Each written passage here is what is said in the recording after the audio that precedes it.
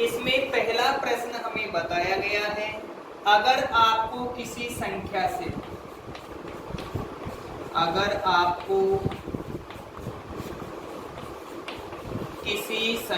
से किसी संख्या से 1/2 घटाने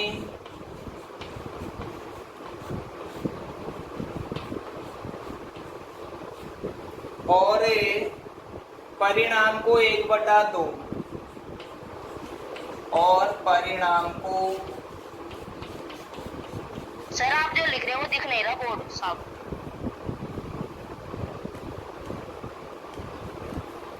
परिणाम को 1/2 से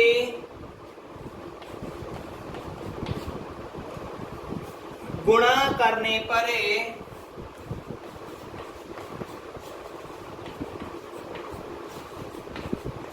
1/8 प्राप्त होता है।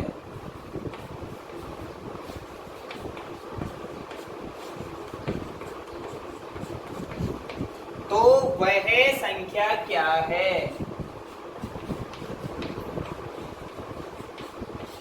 वह संख्या क्या है? हमें उस संख्या का पता लगाना है, क्योंकि प्रश्न में हमें कोई भी संख्या नहीं दी गई है। हम सबसे पहले इस प्रश्नावली में चर और अचर के बारे में पढ़ चुके हैं। चर काल्पनिक होते हैं और अचर वास्तविक होते हैं। हमें चर की केवल परिकल्पना करनी होती है कि वास्तव में ऐसा हो भी सकता है और नहीं भी हो सकता है। अगर आपको किसी संख्या से 1/2 घटाने, कोई संख्या है पर वास्तव में संख्या दी नहीं गई है, तो हम उसे एक संख्या मान लेते हैं। माना वह संख्या x है, मैंने चर का प्रयोग कर लिया। माना वह संख्या x है। आप x की जगह y का प्रयोग कर सकते हो, z का प्रयोग कर सकते हो, जो आपके लिए उचित हो, जो आपको ज्यादा सुटेबल हो, आप उसी का प्रयोग कर सकते हैं। माना वह संख्या x है। 1/2 घटाने, x में से 1/2 घटाने पर, मैं घटा दूं x से -1/2। दोनों पद एक दूसरे के अलग अलग हो गए। एक में चर है, एक अचर है। चर और अचर को हम उसी तरीके से उसी हालात पर छोड़ देते हैं। ये परिणाम प्राप्त हो गया। परिणाम को 1/2 से गुणा करने पर, अब की बार मैं 1/2 से गुणा करूं। 1/2 से गुणा करने पर, ठीक है, हम गुणा कर देते हैं। x -1/2 और गुणा करेंगे 1/2 से। x के बटा में कुछ भी नहीं था, हमने 1 का भाग दे दिया। बाहर वाली संख्या अंदर कोष्ठक वाली सभी संख्याओं से सेपरेटली यानी अलग अलग गुणा होती है। अंश को अंश के साथ गुणा करूंगा, जैसे x से 1 के साथ, तो x से हर एक और उधर 2, 2 1 2, बीच में माइनस का चिन्ह है, मैंने माइनस का चिन्ह प्रयोग कर दिया। 1 को 1 के साथ गुणा करूंगा, 1 ही प्राप्त होगा, बटा 2 को 2 के साथ गुणा करने पर 4 प्राप्त होगा। फिर ये भी कहा गया है गुणा करने पर 1/8 प्राप्त होता है। ये तो हमने गुणा कर लिया और प्राप्त होने वाली संख्या 1/8 के बराबर है, अर्थात ये वाली संख्या और 1/8 दोनों बराबर है। मैं प्रश्न के अनुसार यहाँ लिख सकता हूँ, प्रश्नानुसार x/2 - 1/4 बराबर 1/8। यहाँ तक ये समीकरण बन गया। गुणा करने पर ये आ रहा था, ये तो हमने माना था उसमें से था, और वास्तविक संख्या 1/8 प्राप्त हो रही थी। पहले मैं चर और अचर को अलग कर दूं।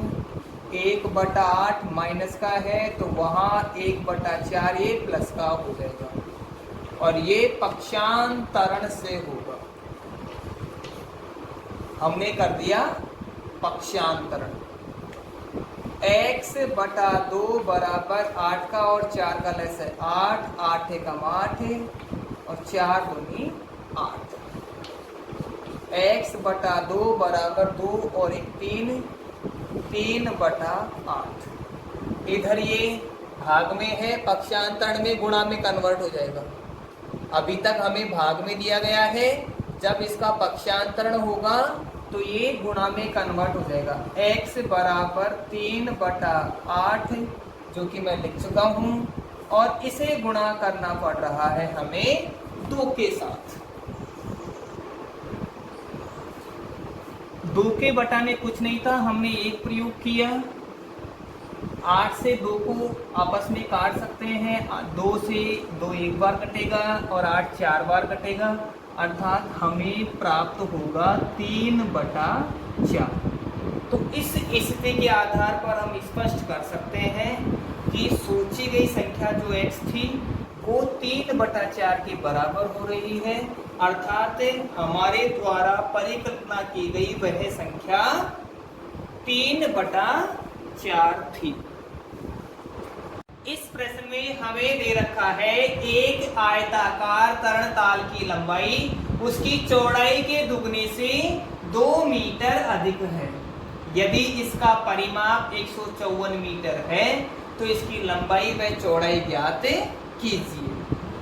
हमें लंबाई चौड़ाई के दुगने से 2 मीटर अधिक है, अर्थात लंबाई तो जब प्राप्त होगी जब पहले हमें चौड़ाई मिलेगी। चौड़ाई का दुगना और उसमें 2 जोड़ेंगे तो लंबाई प्राप्त हो जाएगी। इसीलिए हमें पहले मानना पड़ेगा, माना तरणताल की चौड़ाई, तरणताल को स्विमिंग पूल कहते हैं, माना तरणताल की चौड़ाई x मीटर है, लंबाई दुगने से 2 मीटर अधिक है,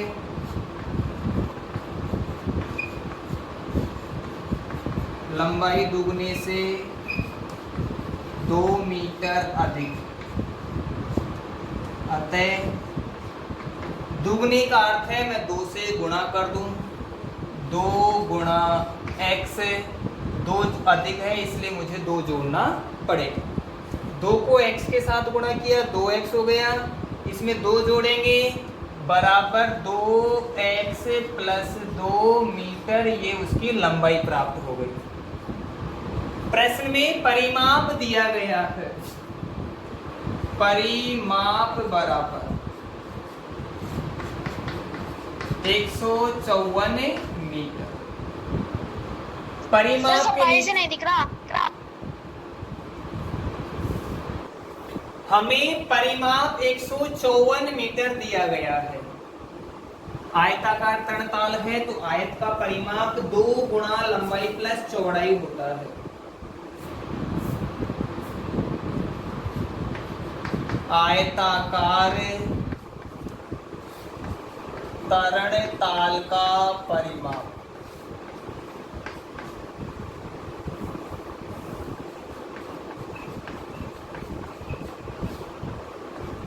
और परिमाप के लिए सूत्र होता है 2 गुणा लंबाई प्लस चौड़ाई, 2 गुणा लंबाई प्लस चौड़ाई।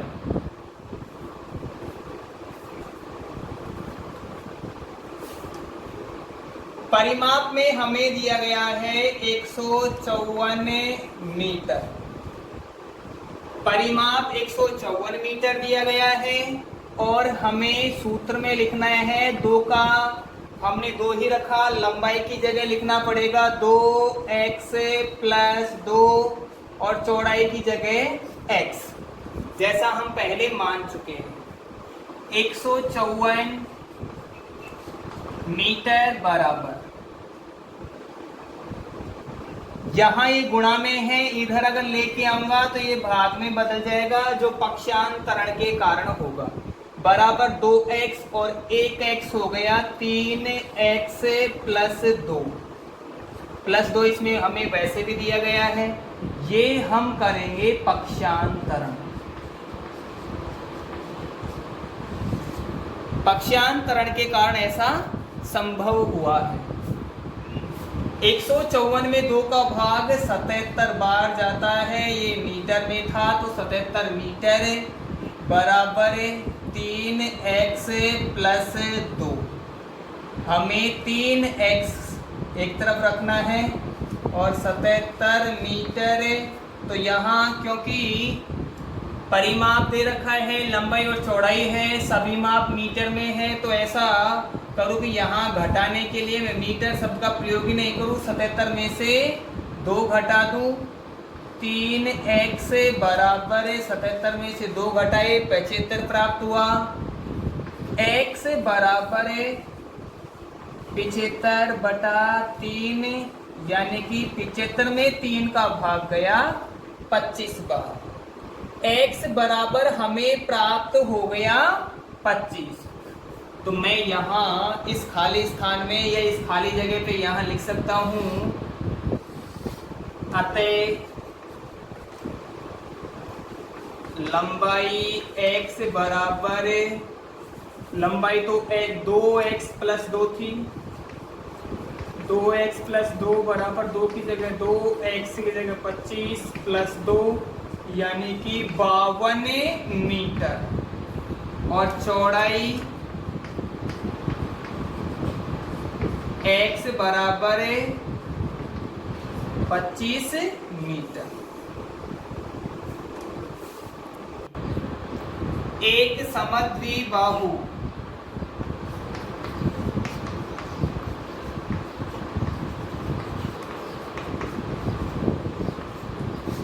त्रिभुज का आधार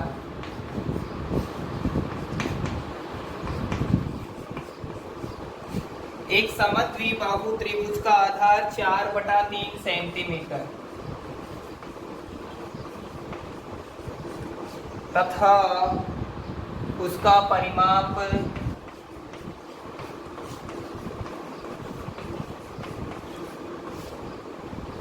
4/2/15 सेंटीमीटर है।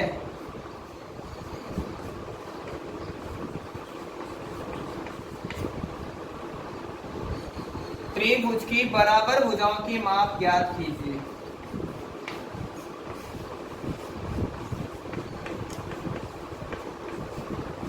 त्रिभुज की बराबर भुजाओं की माप ज्ञात कीजिए।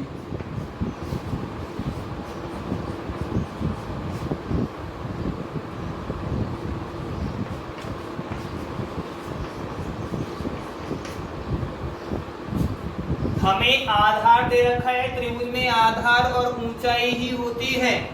मैं एक समद्विबाहु त्रिभुज बना ही देता हूं। यहाँ माना इस त्रिभुज में ये दोनों भुजाएं बराबर है और इसका आधार 4/3 सेंटीमीटर दिया गया है। ये वाली भुजा और ये वाली भुजा हमने बराबर मान ली। बराबर भुजाओं के बारे में हमें कोई कथन नहीं दिया गया है, अतः हम यहाँ मान लेते हैं, माना समद्विबाहु त्रिभुज की बराबर भुजाएं x माप की है। माना त्रिभुज की बराबर भुजाएं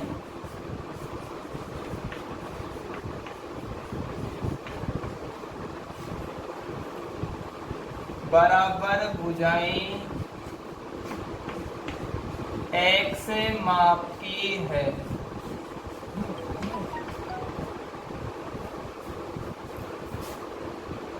त्रिभुज का परिमाप,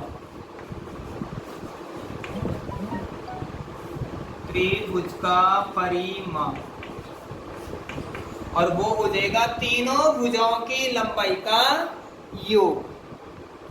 त्रिभुज का परिमाप होता है तीनों भुजाओं की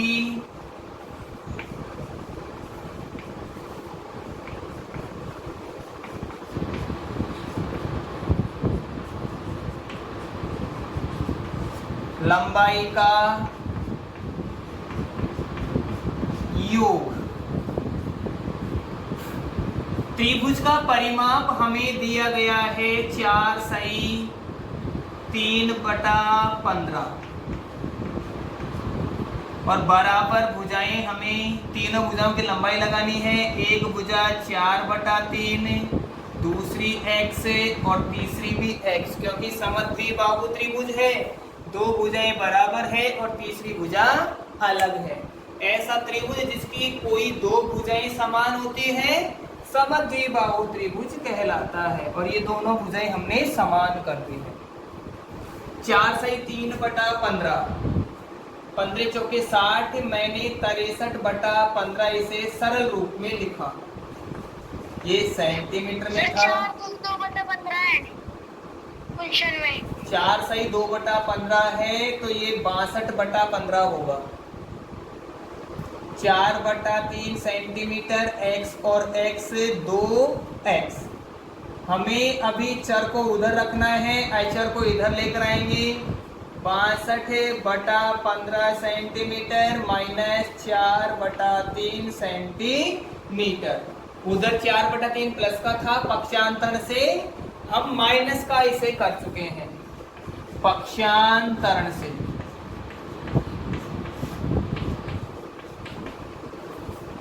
दोनों का लैसे हमें प्राप्त होगा 15, 62 तो 62 ही, 3 पंजे 15, यहाँ 20 बराबर 2x।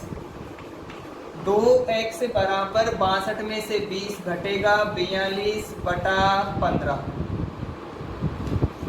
x बराबर ये यहाँ गुणा में है, इधर भाग में हो जाएगा। 42/15 पहले से था, 15 के पास में 2 और पहुंच गया, तो 15 दूनी का 30। x बराबर 42/30, दोनों 2 से कटेंगे, 21/15 हमें प्राप्त हो रहा है। 2 से क्या 6 से कट जाएंगे, 6 का भाग दोनों में जाएगा। x बराबर 7/5, x बराबर 7/5 हमें प्राप्त होगा।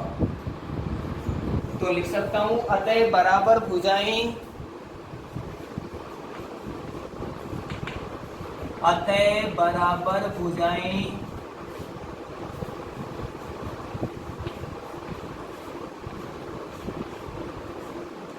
x बराबर 7/5 यानी कि 1/2/5 सेंटीमीटर होगी।